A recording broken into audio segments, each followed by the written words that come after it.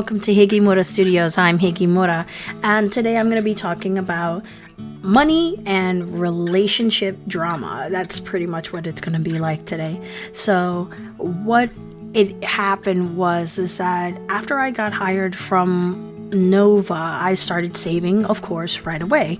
And tip number one, you definitely want to have at least 3 months worth of money when you go to Japan, and that's considering like apartment rental type prices. So before you go, this is tip number 2, definitely research the average price for an apartment in Japan, and then take that and then just times it by 3.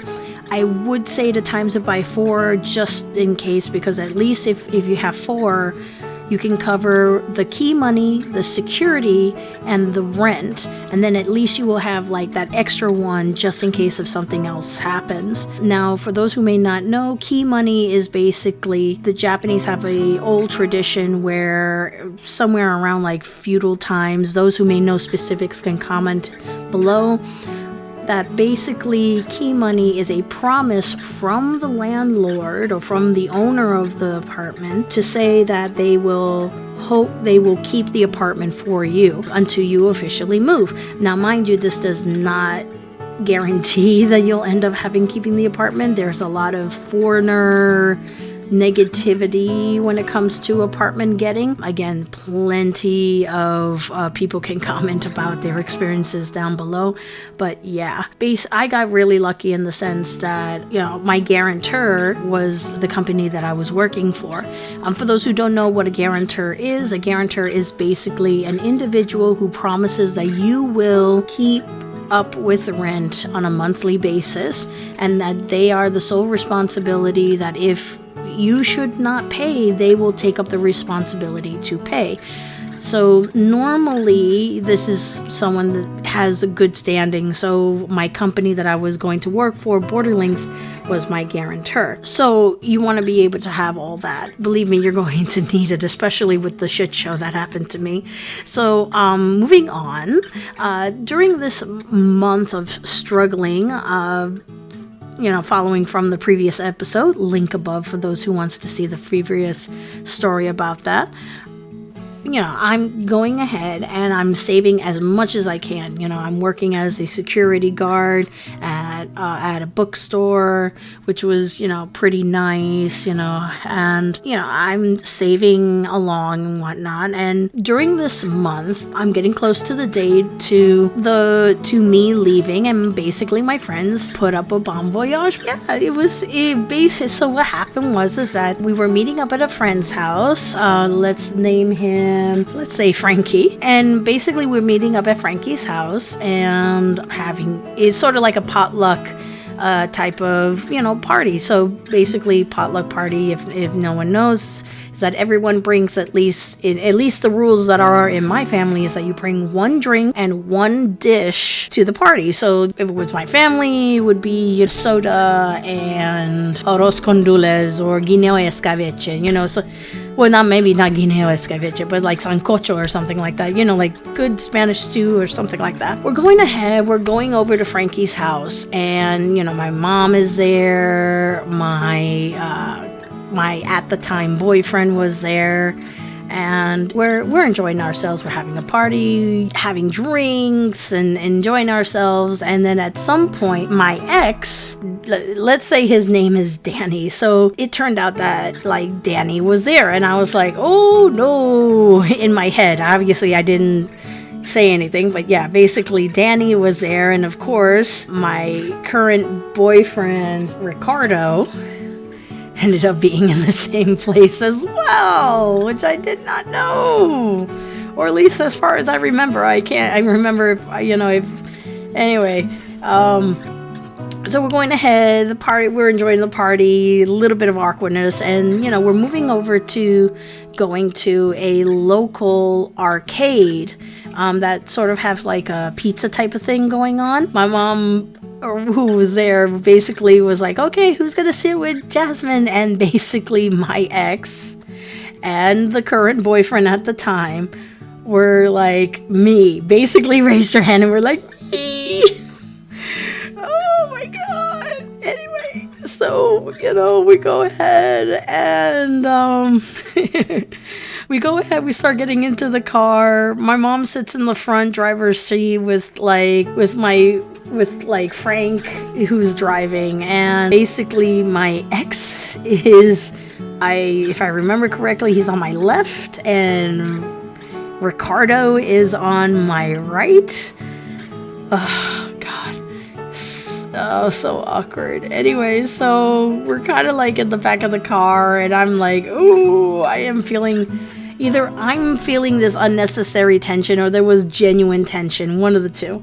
So we go ahead, we get to the arcade place, and it was so much fun. There was like old-fashioned arcade like machines. Basically, for some of you guys who may not know, arcades are basically a store or a shop that had all these, retro games or even modern games, mostly retro. So like you're talking about like Pac-Man or pinball machines or that table hockey stuff and whatnot. And, we were there for like almost 2 hours. So like having so much fun. We take a nice photo at the end. But yeah, like it was a really enjoyable time. And, we're getting ahead to things getting a little bit interesting on the day before, the trip. So it was it was 6 o'clock that I had to get on the flight to Japan at JFK, though I have to mention that I didn't get to Japan as a let's just say my flower had been plucked. Basically my flower had been plucked, so I gave up I had given up my flower to Ricardo, and it was okay. But anyway, but basically what it was is that the main reason I did that was because I thought, given that Japan doesn't necessarily have the greatest reputation in like foreigners getting into relationships, and mind you, this was like in 2008, give or take, so it was different back then. I don't know if it's the same way now. Some of you might, maybe things have changed, and getting a relationship in Japan with with a Japanese person or dating situation is different or easier. I don't know. You guys let me know. I have no idea. But basically, I decided to give up my flower because I wasn't sure. I didn't. Japan has a history, a very well-known history of natural disasters, and there was a high possibility I would end up in a natural disaster, and I didn't want to die, without my flower being plucked. So that was like my reason for that. Anyway, so I was online, and I'm heading into the airport. My mom is there, Ricardo is there, and I'm hoping that that we don't break up. And like he stayed over my mom's, and we're at the airport. As I said, I get checked in. Dad wasn't there yet.